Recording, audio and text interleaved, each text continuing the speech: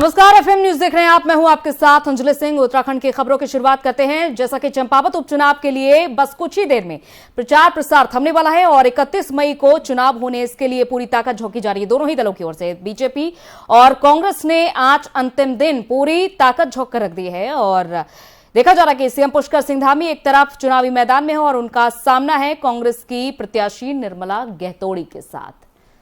तो अपनी अपनी जीत का दावा करने के लिए दोनों ही पार्टियां लगी हुई हैं और आज बस कुछ ही देर में ये प्रचार प्रसार थमने वाला है। 31 मई को वोटिंग की अब तैयारी की जाएगी।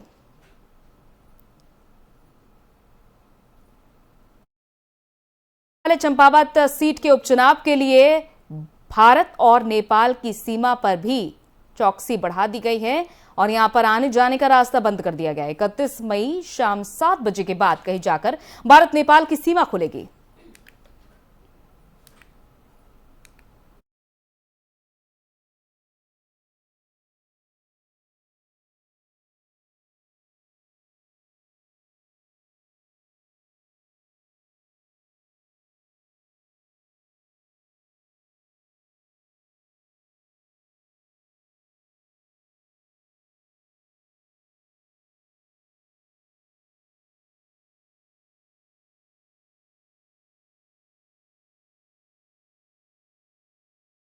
और बाजपुर से खबर, जहां पर पहुंचे स्वास्थ्य मंत्री धन सिंह रावत, तो जनता की सेवा में सरकार जुटी हुई है, ये देखा जा रहा है। अक्सर तस्वीर इस तरह की सामने आ रही हैं और बाजपुर से भी कुछ इसी तरह की तस्वीरें सामने आई हैं, जहां पर स्वास्थ्य मंत्री धन सिंह रावत जब पहुंचे और उन्होंने अस्पतालों का औचक निरीक्षण किया, अधिकारियों से भी बातचीत की, उन्होंने डॉक्टर्स के साथ भी बातचीत की।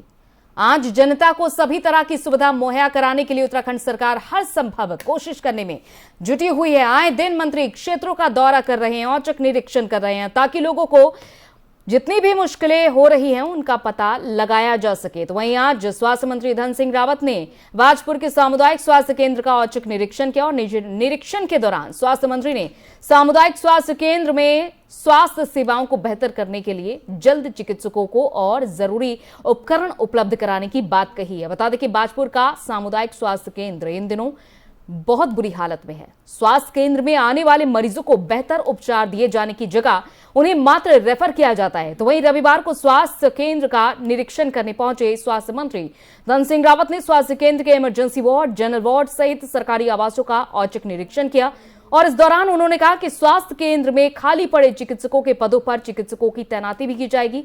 अल्ट्रासाउंड मशीन को संचालित करने के लिए टेक्नीशियन उपलब्ध कराए जाएंगे।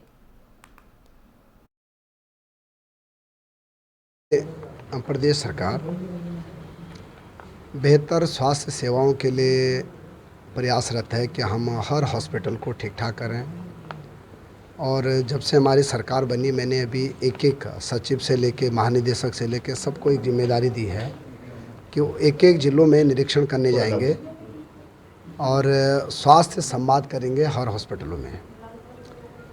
मैं प्रधानमंत्री जी का भी और देश के स्वास्थ्य मंत्री जी का भी धन्यवाद देना चाहता हूं कि अब कुमाऊं को एक सैटेलाइट कैंपस जो है एम्स का भी मिल चुका है, उसकी ज़मीन का भी निरीक्षण किया जा रहा है। जल्दी जो है उसका भी काम शुरू हो जाएगा।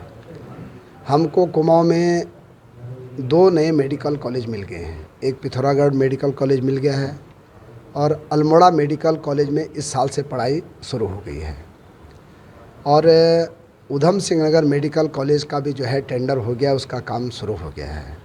काफ़ी प्रगति में उसका काम चल रहा है। आज मैं बाजपुर सामुदायिक केंद्र में आ रखा हूँ और यहाँ पे एक रेडियोलॉजिस्ट की दिक्कत है, सर्जन की दिक्कत है। वो भी मैंने कह दिया है कि हम जल्दी जो है रेडियोलॉजिस्ट यहाँ भेजेंगे। दवाइयों की सरकार की तरफ से हर हॉस्पिटल में कोई कमी नहीं रहेगी। 104 जो हमारी खुशियों की सवारी है और 102, इसमें गर्भवती महिलाओं को घर से लाके हॉस्पिटल तक लाना और जब जच्चा बच्चा हो जाएगा फिर घर तक छोड़ना, ये भी सरकार की जिम्मेदारी है। किसी को 1 रुपये देने की उसमें ज़रूरत नहीं पड़ेगी। 108 का रिस्पांस टाइम भी 20 मिनट का हमने रखा है कि 108 अगर कहीं भी अगर इमरजेंसी सेवा में जाना होगा तो 20 मिनट में उसको वहाँ पहुँचना होगा। 207 जांचें हमारी सरकार के द्वारा फ्री कराए जा रहे हैं। आयुष्मान भारत में लगभग 6 लाख लोगों का इलाज अभी तक उत्तराखंड में फ्री हो चुका है। तो काफ़ी प्रयास सरकार कर रही है। और जो सर्जनों की दिक्कत है, अभी हमने प्रत्येक हॉस्पिटल का एनालिसिस करके जो है विज्ञापन आ गया है। डॉक्टरों की जहाँ भी कमी होगी पूरी कर दी जाएगी। 340 नए असिस्टेंट प्रोफेसरों का भी विज्ञापन आ गया है। मेडिकल कॉलेज में भी डॉक्टरों की कोई कमी नहीं रहेगी। और पहाड़ में जो बॉन्डेड डॉक्टर हैं वो पर्याप्त मात्रा में हो गए हैं।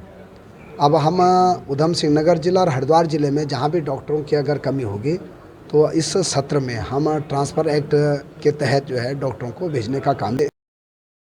रानीखेत से खबर, कालू सैयद बाबा के 48वें उर्स का समापन। उर्स में कांग्रेस प्रदेश अध्यक्ष करण माहरा भी शामिल हुए।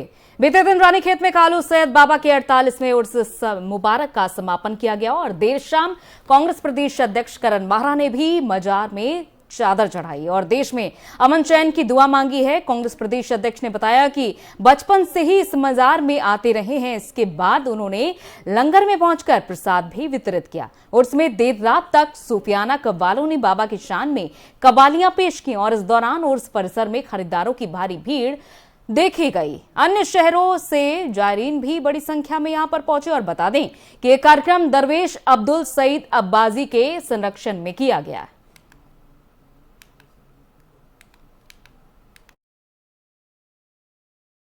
मेरा पूरा जीवन यहीं बीता है और जब बचपन में मैं बहुत शैतान होता था तो मेरी माँ हर बृहस्पतिवार को कालू सैयद बाबा के यहाँ मुझे लेके आती थी। 48वां उर्स है बाबा से कालू सैयद बाबा का, उसमें मुझे शिरकत करने का मौका मिला। मैं देर से पहुँचा हूँ, मैं उसके लिए माफ़ी भी चाहता हूँ, लेकिन अपने घर आकर कालू सैयद बाबा के आंगन में आकर मुझे बहुत ही खुशी हो रही। इतने ज़्यादा भक्तगण हैं, उनसे मैं आदरपूर्वक विनयपूर्वक उनसे निवेदन करता हूँ कि सबके ऊपर अपनी कृपा बरसाए, अपना फैज़ सभी के ऊपर बरसाए, सभी के घरों में खूब खुशहाली हो और मेरा हिंदुस्तान अमन और चैन से आगे बढ़े, खूब तरक्की हो, विकास हो। यही मांग मैंने मेरा पूरा जीवन। और सरकार के फैसले के साथ है विपक्ष। यूसीसी के फैसले पर कांग्रेस ने तारीफ की है सरकार की। कांग्रेस के संगठन महामंत्री ने बयान दिया है, यूसीसी पर सरकार का कदम सराहनीय है, ये कहना है कांग्रेस का।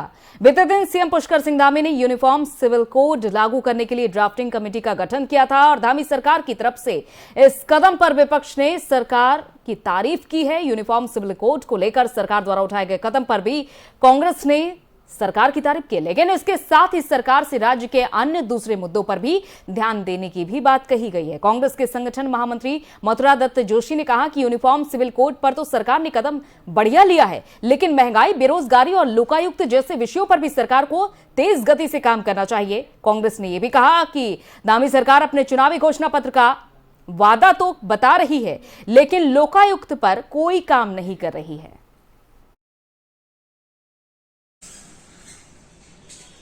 देखिए, कॉमन सिविल कोड जो समान नागरिक आचार संहिता है,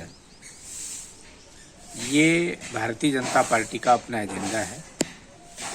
जनसंघ के ज़माने से लोग कहते रहे 370 हटाएंगे, समान नागरिक संहिता लाएंगे, कुछ और काम ये करेंगे जो इनके अपने एजेंडे में है।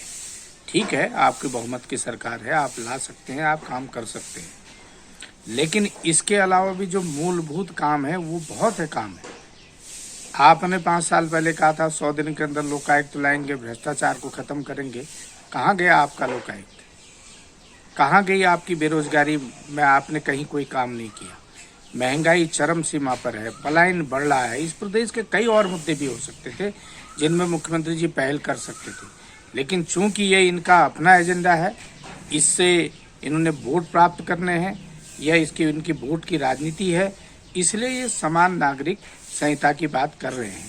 लेकिन अच्छा होता है इसके साथ साथ मुख्यमंत्री जी इन 2-3 बिंदुओं पर भी काम करते, चाहे पलायन की बात है, पर्वतीय कृषि को पुनर्जीवित करने की बात है, नौजवानों को नौकरी देने की बात है, रोजगार की बात है, प्रदेश में भ्रष्टाचार को खत्म करने की बात है। तो कुछ काम हम समझते कि होगा, लेकिन केवल ये भाजपा का एक राजनीतिक एजेंडा है जिसको वो प्राप्त करना चाहते हैं, जिसको आगे बढ़ाना चाहते हैं।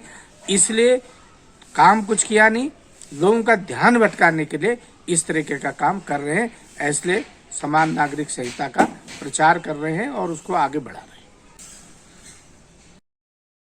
और अल्मोड़ा से खबर, आए दिन यह घटनाएं हो रही हैं।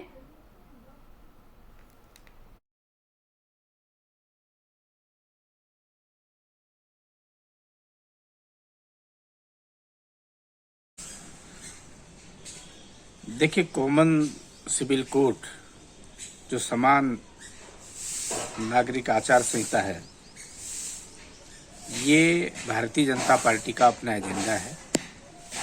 जनसंघ के ज़माने से लोग कहते रहे 370 हटाएंगे, समान नागरिक संहिता लाएंगे, कुछ और काम ये करेंगे जो इनके अपने एजेंडे में है। ठीक है, आपकी बहुमत की सरकार है, आप ला सकते हैं, आप काम कर सकते हैं, लेकिन इसके अलावा भी जो मूलभूत काम है वो बहुत है काम है। आपने 5 साल पहले कहा था 100 दिन के अंदर लोकायुक्त लाएंगे, भ्रष्टाचार को खत्म करेंगे। कहाँ गया आपका लोकायुक्त?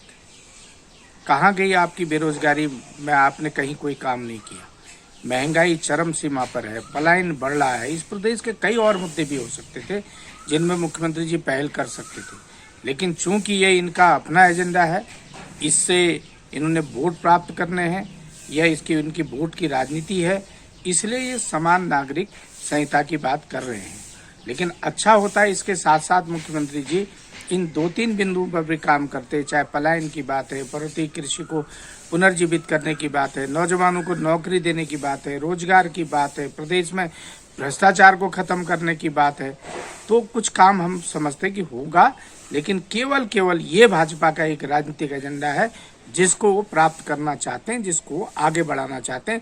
इसलिए काम कुछ किया नहीं, लोगों का ध्यान भटकाने के लिए इस तरीके का काम कर रहे हैं। इसलिए समान। चलिए, इसी के साथ इस बुलेटिन में इतना ही, इजाजत दीजिए, नमस्कार।